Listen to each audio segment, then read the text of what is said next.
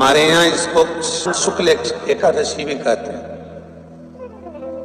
और कहते हैं ये सती माता ने यही एकादशी के दिन से जो व्रत साधना करना प्रारंभ करी थी वो सुख देने वाली थी। निवेदन है आपसे भी, कोई कार्य अटक रहा है, तकलीफ आ रही है, दुख है, लक्ष्मी नहीं आ रही, परेशान हो, 108 बेलपत्र की, जो बेलपत्र होते हैं उसकी, इसको छेद तो करते नहीं है सुई से, बेलपत्र की डंडी को बांधते जाओ 108 बेलपत्र की माला बना लो, और माला बनाकर भगवान शंकर के गले में शंकर के शिवलिंग को जो चढ़ा देता है उसकी मनोकामना भगवान शंकर पूरी कर देते हैं। अट्टा एकादशी 108 बेलपत्र की माला बनाकर शंकर भगवान को समर्पित करी जाती है।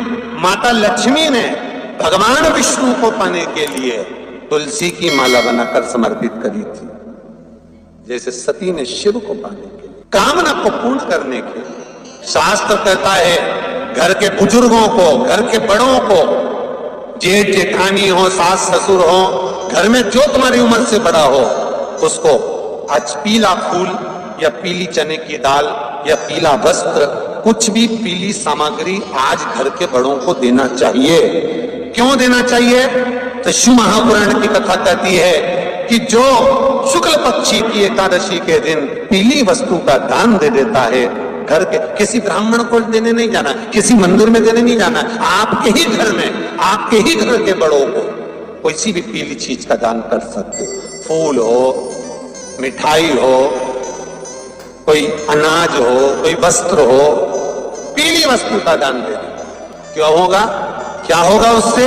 शिव महापुराण की कथा कहती है उससे जिंदगी में कभी बड़ी बीमारी प्रवेश नहीं करती। सनातन धर्म कहता है बट वृक्ष की पूजन करने वाला, बट वृक्ष के नीचे शिव की आराधना करने वाला, लोम समर्पित कर जल चढ़ाने वाले का जैसे कर्ज मुक्ति होती है, उसी तरह आंवले के वृक्ष के नीचे मात्र ताजा मिष्ठान दूध का बनाकर उस सामग्री को भगवान आंवले के वृक्ष के नीचे पूजन करने से लक्ष्मी और संपदा की वृद्धि होती है। जैसे शमी का पौधा, शमी का वृक्ष, शमी के वृक्ष के नीचे मात्र दूध और जल मिला हुआ जल, शमी के वृक्ष के नीचे मात्र ओघड़दानी अवधूतेश्वर महादेव के नाम से केवल हफ्ते में एक बार भी अगर दूध और जल का मिश्रण शमी के पौधे के नीचे कर दिया जाता है तो कहते हैं शरीर में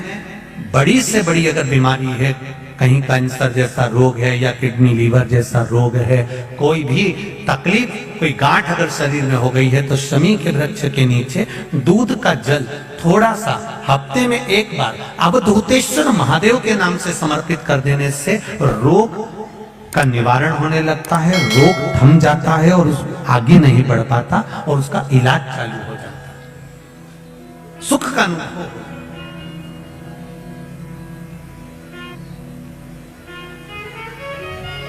बस एक बात का स्मरण रहे, आप आंवले के वृक्ष के नीचे अगर कोई भोग लगाया गया है पा सकते हैं, पीपल के वृक्ष के नीचे कोई भोग लगाया है पा सकते हैं, बट वृक्ष के नीचे कोई भोग लगाया गया है पा सकते हैं। जिस वृक्ष के नीचे भोग लगाओगे पालोगे, पर शमी वृक्ष के नीचे का जो भोग लगाया गया है वो नहीं पाया जाता। शमी वृक्ष का जो प्रसाद है वो आपको वहीं छोड़ना पड़ता है। शमी वृक्ष का प्रसाद वहीं छोड़। साथ की शिवरात्रि आ रही है, छोड़ना मती, बेलपत्री का पत्ता जल में डालकर भले पत्ते को निकाल देना, और वो जल, जो रोग है, जो बीमारी है, संपदा नहीं आ रही हो, दुकान नहीं चल रही हो, व्यापार नहीं चल रहा हो, बच्चे चिड़चिड़े हो गए हो, क्रोध पड़ रहा हो, तो भी बाबा पर घर के प्रत्येक व्यक्ति एक लोटा जल जरूर चढ़ा के आना, शिव को नमन कर कर आना। ये मौका नहीं मिलता, चढ़ाओ।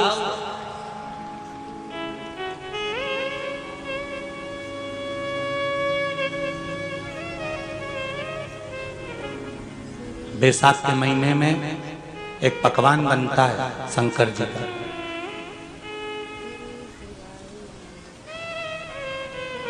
शिव जी के हाथ में त्रिशूल है, शिव जी के 3 नेत्र हैं। बेलपत्री में भी 3, बोलते जाओ, पत्ती है। बैसाख के महीने में जो शंकर भगवान को प्रसाद का भोग लगता है उसमें भी 3 ही चीज मिलती है। सत्तू,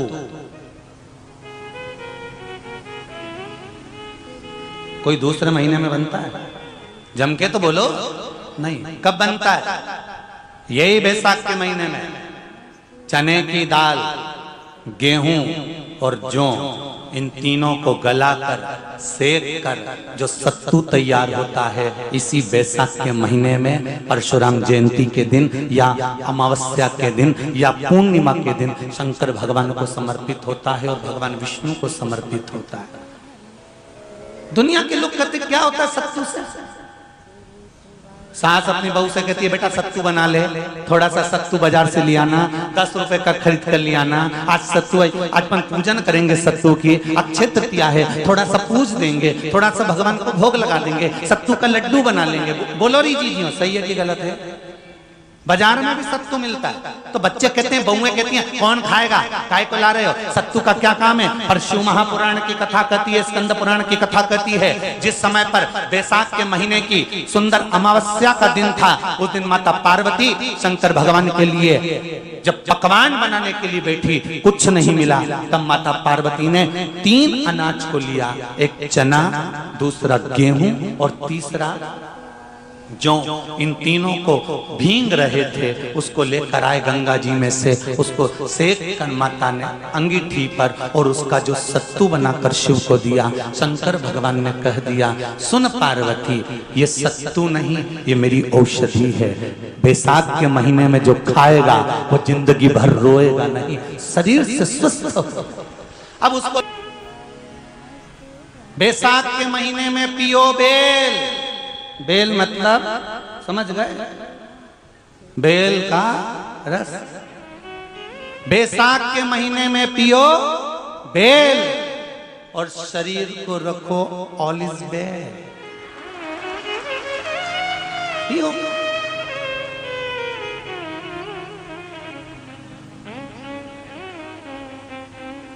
शरीर बेकार नहीं होगा।